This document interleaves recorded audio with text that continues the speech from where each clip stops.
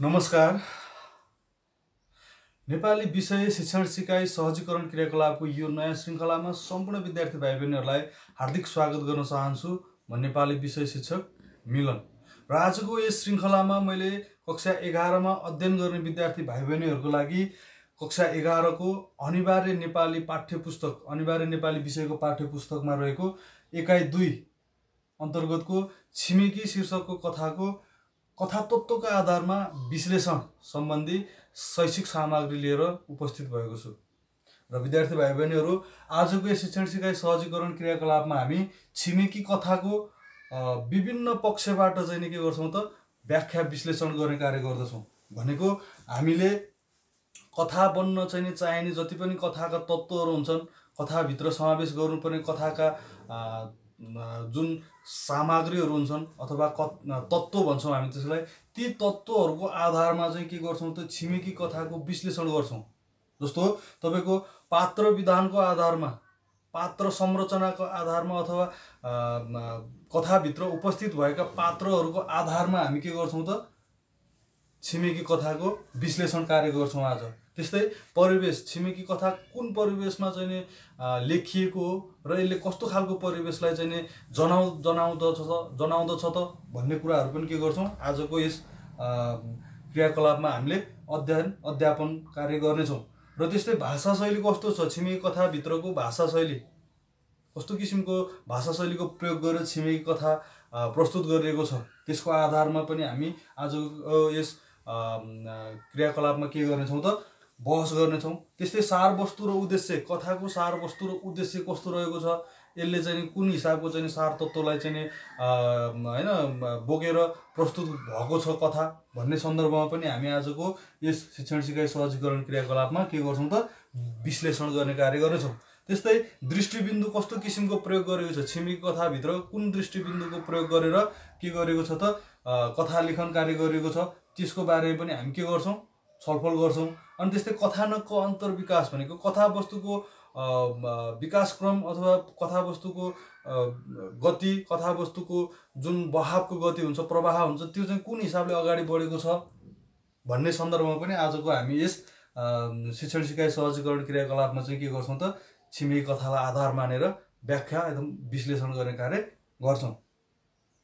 र विद्यार्थी भाइ बहिनीहरू, अब शिक्षण सिकाइ सहजीकरण क्रियाकलापको विस्तारमा जाने क्रममा चाहिँ म तपाईहरुलाई यी यहाँ उल्लेख गरिएका बुँदाहरूको आधारमा चाहिँ अथवा चाहिँ यहाँ उल्लेख गरिएको बुँदामा उल्लेख गरिएका पात्र विधान, परिवेश, भाषा शैली, सारवस्तु, उद्देश्य, दृष्टिबिन्दु र कथानकको अन्तर्विकासको आधारमा यी चाहिँ के हुन्, यिनीहरू कथाका तत्त्वहरू हुन्। यिनीहरूको आधारमा अब के गर्छौं हामी छिमेकी कथाको बारेमा चाहिँ विस्तृतमा अध्ययन गर्छौं। र सबैभन्दा पहिलो छ पात्र विधान।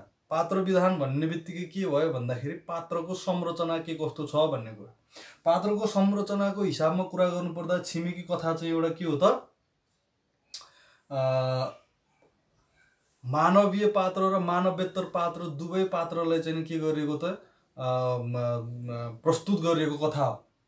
भनेको मानवीय पात्र भनेको एउटा मानव जातिसँग सम्बन्धित भयो, मान्छेको रूपमा उपस्थित भएको पात्रहरू भए।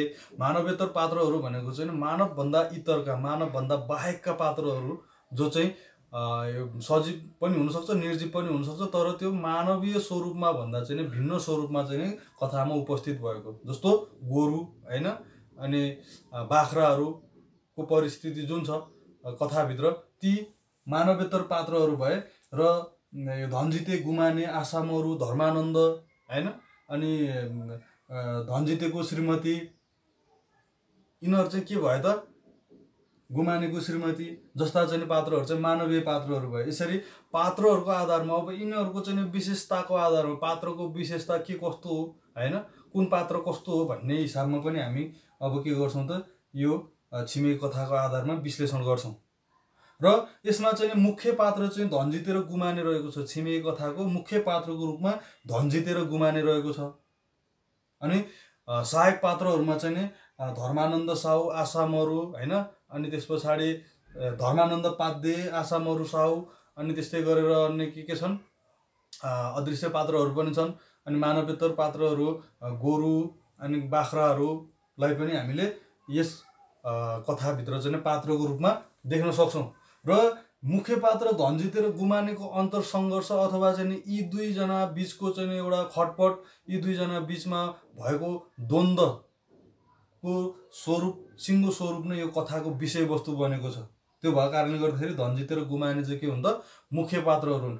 मुख्य पात्रमा पनि धनजिते के हो त यो तामाङ समुदाय अथवा एउटा मतुवाले समुदाय भनौँ भोटे भनेर चाहिँ त्यहाँ कथाभित्र चाहिँ के गरेको छ, धनजिते भोटे भनेर उल्लेख गरेको कारणले गर्दाखेरि यो चाहिँ एउटा तामाङ समुदायलाई प्रतिनिधित्व गर्ने एउटा बलियो होइन एउटा घमण्डी युवा अवस्थाको अब युवा उमेरको अलिकति बलियो बाङ्गो किसिमको चाहिँ पात्रको रूपमा उपस्थित छ। र गुमाने चाहिँ एउटा गुमाने घरती भनेर एउटा घरती समुदायको व्यक्ति जो चाहिँ के छ बलियो पनि छ अनि के छ उमेरको पनि छ र कथाको अन्तसम्ममा आइपुग्दाखेरि ऊ के भएको छ त एउटा स्वार्थीपनालाई जितेर चाहिँ नि के त एउटा नैतिकतातर्फ आदर्श पात्रको रूपमा चाहिँ उपस्थित हुन पनि सकेको छ गुमाने भन्ने पात्र चाहिँ। अनि आसामरू भनेको चाहिँ एउटा होइन सहायक पात्र हो। सहायक पात्रको रूपमा उपस्थित भएर पनि ऊ चाहिँ के छ नकारात्मक कुरालाई चाहिँ नि जोड दिएर अथवा नकारात्मकताको प्रदर्शन गर्नको लागि चाहिँ ऊ के गरेको छ त कथामा देखिएको छ। भनेको धनजिते बिरामी भएर चाहिँ गुमानेले धनजितेको स्याहार गरेर बसेको अवस्थामा चाहिँ उसलाई एउटा पैसाको प्रलोभन देखाएर काममा लैजानको लागि चाहिँ एउटा चाहिँ दबाब दिनको लागि चाहिँ आसामहरू त्यहाँ चाहिँ आएको छ। र यसले चाहिँ के गर्छ त भन्दाखेरि मानवतालाई चाहिँ पैसासँग तुलना गरेर केही फरक पर्दैन, धनजितेलाई केही हुँदैन, त चाहिँ यस्तो मौका पाउँदाखेरिमा यसरी चाहिँ काम गरेर किन जाँदैनस्, पैसा धेरै आउँछ, त्यो काम गर्न जा, त्यो गऱ्यो भने तँलाई फाइदा हुन्छ। हिजो तँलाई त्यसरी भकुरेको त्यो धनजितेले तैँले त्यसलाई अहिले यसरी चाहिँ स्याहार गर्नुपर्ने अथवा चाहिँ तेरो मानसिकता के छ, ठिक छ कि छैन भन्ने जस्तो एउटा उक्साहट एउटा चाहिँ उचाल्ने होइन त्यस्तो किसिमको चाहिँ पात्रको रूपमा चाहिँ आसामहरू चाहिँ यो कथामा उपस्थित छ। त्यस्तै धर्मानन्द पाध्ये भनेको चाहिँ एउटा गाउँमा उपबुजुर्ग बन्न खोज्ने, गाउँको जान्ने सुन्ने मनै हुँ भन्ने किसिमको र चाहिँ मान्छेहरूलाई के गर्ने त लडाएर भिडाएर आनन्द उठाउन चाहिँ मजा मान्ने त्यस्तो किसिमको चाहिँ पात्रको रूपमा, स्वार्थी पात्रको रूपमा चाहिँ धर्मानन्दलाई हामी के गर्न सक्छौँ त यस कथामा देख्न सक्छौँ। यसरी पात्र विधान अथवा चाहिँ पात्र संरचनाको आधारमा यो छिमेकी कथा चाहिँ के छ एउटा बहुपात्र संरचनामा रचना गरिएको कथा। अनि त्यस पछाडि के त मानवीय र मानवेतर पात्र दुवैको चाहिँ प्रयोग गरिएको पात्र। अनि त्यस्तै गरेर के त सकारात्मक नकारात्मक दृश्य अदृश्य पात्रहरूको जमघट गराइएको कथाको रूपमा चाहिँ हामीले के गर्न सक्छौँ त परिचय दिन सक्छौँ। छिमेकी कथालाई पात्र विधानको आधारमा यी कुराहरूमा चाहिँ के गर्न सक्छौँ त प्रस्तुत गर्न सक्छौँ।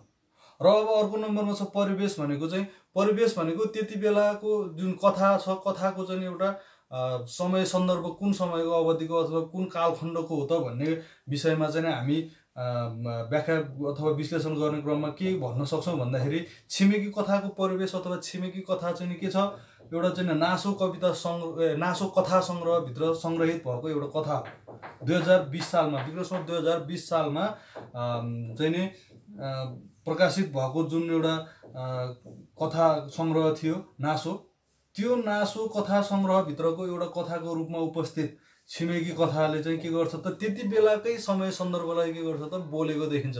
2020 साल विक्रम 2020 साल वरिपरिको जुन एउटा चाहिँ वातावरणीय परिस्थिति, सामाजिक परिस्थिति, ती सबै कुरालाई चाहिँ के गर्छ त प्रस्तुत गरेको छ।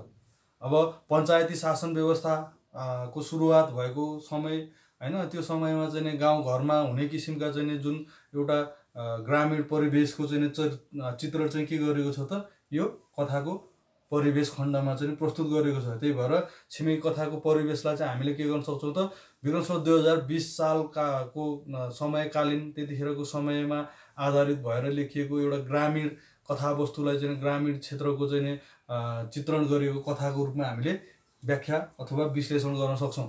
र अर्को नम्बरमा छ भाषा शैली अथवा भाषा शैली अथवा चाहिँ यसलाई के पनि भन्छ रूप विन्यास पनि भनेर भनिन्छ।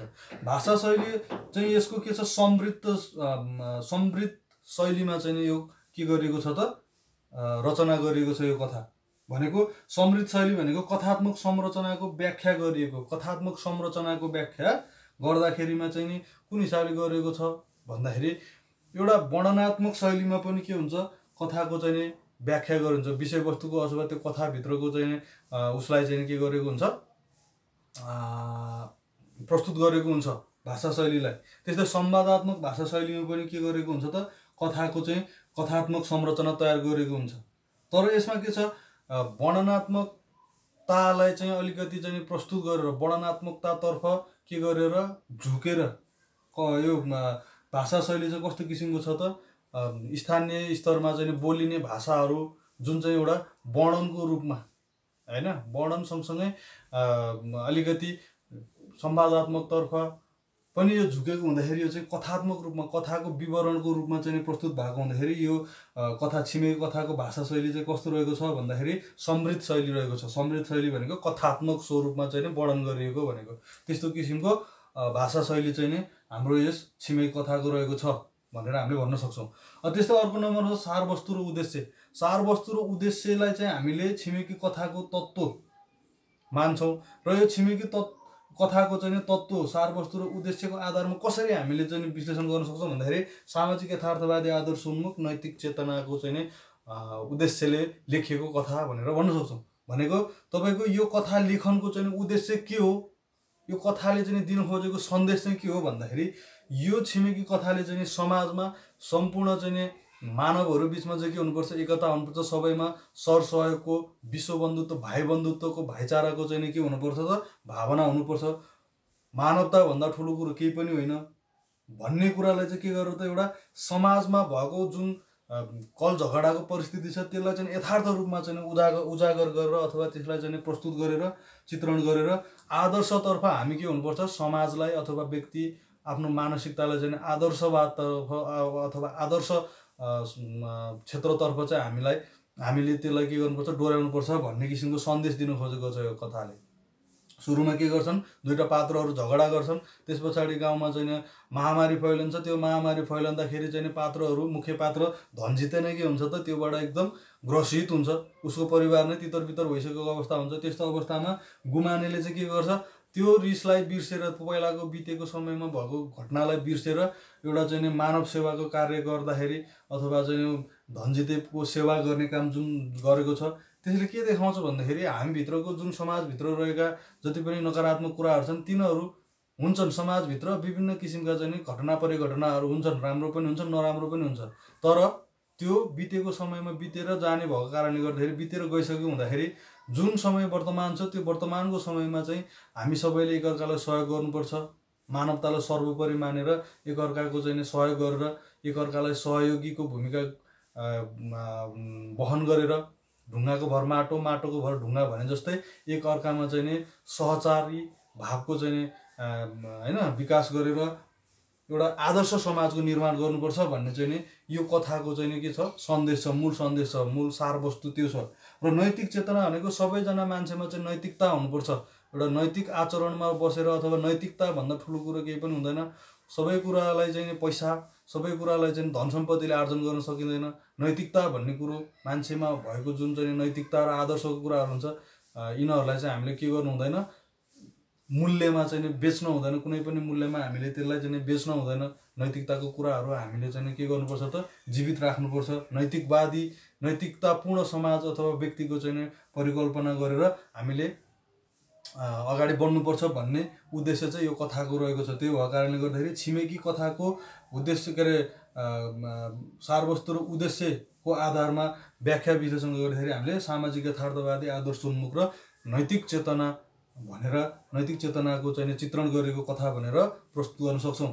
र अर्को नम्बरमा छ दृष्टिबिन्दु।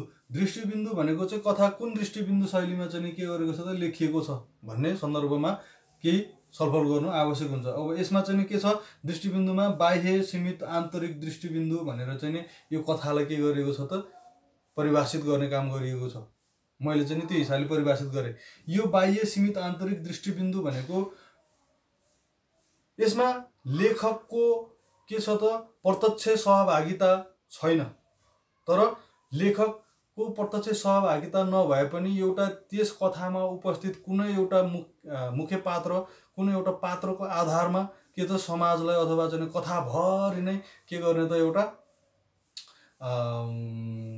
आदर्शलाई चाहिँ अथवा चाहिँ लेखकीय धारणालाई चाहिँ प्रस्तुत गर्ने चाहिँ जमर्को गरिएको छ यो कथामा।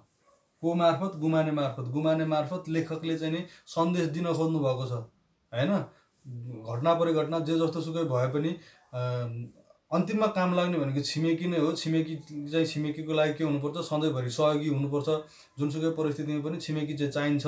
छिमेकी भन्दा ठुलो केही पनि हुँदैन, मिल्नुपर्छ, भाइचारा नै सबैभन्दा ठुलो कुरा हो भनेर त्यो पैसा हैन, धेरै पैसाको अफर अथवा चाहिँ धेरै पैसाको चाहिँ प्रलोभन आउँदाखेरि अथवा त्यो किसिमको कामको अफर आउँदाखेरि पनि उसले चाहिँ के गर्यो त? मानवतालाई नै ठुलो कुरा मानेर चाहिँ के गरेको छ त? त्यो कामलाई नकारेको छ। उसले चाहिँ धनजितेकै सेवा गरेको दृश्य देखाएको छ। यसबाट के गरिन्छ भन्दाखेरि कथाकार स्वयं चाहिँ त्यहाँ कसको रूपमा उपस्थित भयो त? कथामा गुमाने भन्ने पात्रको रूपमा चाहिँ उपस्थित भएर आफ्नो नैतिकता अथवा चाहिँ कथाको सम्पूर्ण सार तत्त्वलाई चाहिँ प्रस्तुत गरेको भएको कारणले गर्दाखेरि चाहिँ यो के हो त? बाह्य सीमित आन्तरिक दृष्टिबिन्दुमा लेखिएको कथा हो भनेर हामीले विश्लेषण गर्न सक्छौँ। र अर्को नम्बरमा छ कथानकको अन्तर्विकास भनेर। कथानकको अन्तर्विकास भनेको चाहिँ कथावस्तुको गति अथवा चाहिँ कथा वस्तुको विकास कसरी भएको छ त यो कथामा भन्ने कुरा चाहिँ पर्न आउँछ। र हामीले छिमेकी कथाको कथानक अथवा छिमेकी कथाको कथावस्तुको अन्तर्विकासको आधारमा छिमेकी कथालाई चाहिँ विश्लेषण गर्दाखेरि हामी के भन्न सक्छौँ भन्दाखेरि यो चाहिँ आदि मध्य र अन्त्य कार्य करण कार्य भनेर मैले यहाँ लेखेको छु। यो भनेको चाहिँ के भन्दाखेरि एउटामा तीनवटा चाहिँ मुख्य परिघटनाहरू छन्। एउटा सुरुवाती, मध्यम र अन्त्यमा। यसमा के छ? छिमेकीहरू हुन्छन्। छिमेकी दुईजना छिमेकीको चाहिँ एउटा चाहिँ मिलापको चाहिँ समय हुन्छ। गाउँमा कुनै पनि प्रकारको त्यस्तो लोभ डाहको अवस्था, ईर्ष्याको अवस्था हुँदैन। सबैजना एक आपसमा मिलेर हैन बसेकै हुन्छन्। सबैजनाको आफ्नो आफ्नो एउटा चाहिँ व्यापार व्यवसाय अथवा पेसा व्यवसाय हुन्छ। सबैजना आफ्नै धुनमा चाहिँ मस्त छन्। त्यो एउटा चाहिँ पक्ष भयो। र त्यो पक्षमा चाहिँ के हुन्छ त? एउटा धनजितेको बारीमा गएर चाहिँ गुमानेको गोरुले असारमा रोप्न पर्ने धानको बिउ खाइदिए पछाडि जुन एउटा चाहिँ द्वन्द्वको सिर्जना भएको छ त्यो चाहिँ के भयो? त्यो द्वन्द्वको अवस्थाको सिर्जना गराउने चाहिँ दोस्रो पक्ष भयो, मध्य भाग भयो। र अन्तिम भागमा चाहिँ के छ? फेरि ती सम्पूर्ण द्वन्द्वहरूलाई बिर्सिएर, ती सम्पूर्ण अन्तरसङ्घर्षहरूलाई, विवादहरूलाई चाहिँ बिर्सिएर फेरि त्यो दुईजना छिमेकी अथवा धनजिते र गुमाने चाहिँ के छ त? एक ठाउँमा मिलेर चाहिँ कथाको चाहिँ अन्त्येष्टि भएको छ। कथाको अन्त्य हुने बेलामा दुईजना पात्र एउटा चरम चाहिँ दुश्मनीबाट चाहिँ फेरि मित्रतामा एकदम नजिकको चाहिँ एकदम हितैषी मित्रको रूपमा चाहिँ के भएको छन् त? चित्रित भएका छन्। त्यो कारणले गर्दाखेरि यसमा चाहिँ के भयो त? तीनवटा पक्षहरू भयो, आदि मध्य र अन्त्य गरेर। एउटा के भयो? सामाजिक मिलापको स्थिति। अनि त्यस पछाडि फेरि बिचमा एउटा कन्ट्रोभर्सी अथवा चाहिँ एउटा अन्तरसङ्घर्षको पिरियड आयो, द्वन्द्वको अवस्था आयो, कन्फ्लिक्टको अवस्था आयो। अनि फेरि त्यस पछाडि अन्तिममा गएर चाहिँ फेरि के भयो त? त्यो कन्फ्लिक्ट अथवा चाहिँ त्यो द्वन्द्वको अवस्थालाई बिर्सेर फेरि त्यो मुख्य पात्रहरूको चाहिँ मिलनको स्थिति आयो। यसरी यसलाई चाहिँ के भन्छौँ हामी भन्दा कार्यकरण र कार्य भनेर पनि हामी यसलाई चिन्न सक्छौँ। कार्यकरण कार्य भनेको चाहिँ तीनवटा जुन त्यो परिस्थिति, पहिलोको मिलापको अवस्था छ, बिचमा चाहिँ द्वन्द्वको अवस्था आयो र अन्तिममा फेरि मिलापको अवस्था आयो भनेको कार्यलाई चाहिँ द्वन्द्वको रूपमा लिन सकिन्छ हामीले हैन। करण भनेको चाहिँ हैन, सुरुमा मिलापको अवस्थामा चाहिँ हामीले केलाई लिन सक्यौँ? मिलापको अवस्थालाई कार्यको रूपमा प्रस्तुत गर्न सक्यौँ। करणको अवस्थामा द्वन्द्वलाई र फेरि पछिल्लो मिलाप जुन छ त्यसलाई चाहिँ हामी के गर्छौँ त? कार्यको रूपमा लिन सक्छौँ। यसरी कार्यकरण कार्य चाहिँ अन्तर्विकासमा चाहिँ कथानकको अन्तर्विकास हुने क्रममा यो किसिमको उतार चढावले चाहिँ यो कथाको चाहिँ के भएको छ त? बहाव अथवा कथा अगाडि बढेको देखिन्छ। त्यो भएको कारणले गर्दाखेरि कथानकको अन्तर्विकासको आधारमा छिमेकी कथालाई हामीले विश्लेषण गर्नुपर्दाखेरि यो एउटा तीनवटा मुख्य खण्डमा विभाजित कथा हो, आदि मध्य र अन्त। यसमा चाहिँ कार्यकरण कार्यको चाहिँ के हुन्छ त? संरचना रहेको छ, जसमा के हुन्छ? पहिला सबैभन्दा पहिला चाहिँ मिलापको अवस्था छ, एउटा सामान्य अवस्था छ। त्यस पछाडि बिचको समयमा पुगे पछाडि के भयो त? एक किसिमको चाहिँ त्यहाँ चाहिँ अन्तरसङ्घर्षको चाहिँ द्वन्द्वको अवस्था सिर्जना हुन्छ। अनि त्यस पछाडि अन्तिम अवस्थामा गएर फेरि त्यो मुख्य पात्रहरू अथवा चाहिँ कथावस्तु चाहिँ के हिसाबमा जान्छ त? एउटा फेरि पुरानै अवस्थामा अथवा चाहिँ एउटा मिलापको अवस्थामा, संयोगान्त अवस्थामा पुगेर अन्त्य भएको कारणले गर्दाखेरि यो कथा चाहिँ कार्यकरण कार्य अन्तर्विकासको आधारमा, कथानकको अन्तर्विकासको आधारमा कार्यकरण कार्य संरचनामा प्रस्तुत गरिएको चाहिँ कथा हो भनेर हामीले के गर्न सक्छौँ त? विश्लेषण गर्न सक्छौँ। यसरी आजको यस शिक्षण सिकाइ सहजीकरण क्रियाकलापमा मैले कक्षा 11 का विद्यार्थीका भाइ बहिनीहरूको लागि भनेर पाठ 2 छिमेकी शीर्षकको कथाको चाहिँ कथा तत्त्वहरूको आधारमा छिमेकी कथाको विश्लेषण गर्ने कार्य गरेँ। अब आगामी श्रृङ्खलाहरूमा यी जस्तै अन्य यस्तै के त शैक्षिक उपलब्धि अब शैक्षिक सिकाइलाई चाहिँ नै सहयोग गर्ने किसिमका सामग्रीहरू लिएर पुनः उपस्थित हुने बाचाका साथ यस श्रृङ्खलाबाट भने बिदा हुन चाहन्छु। धन्यवाद।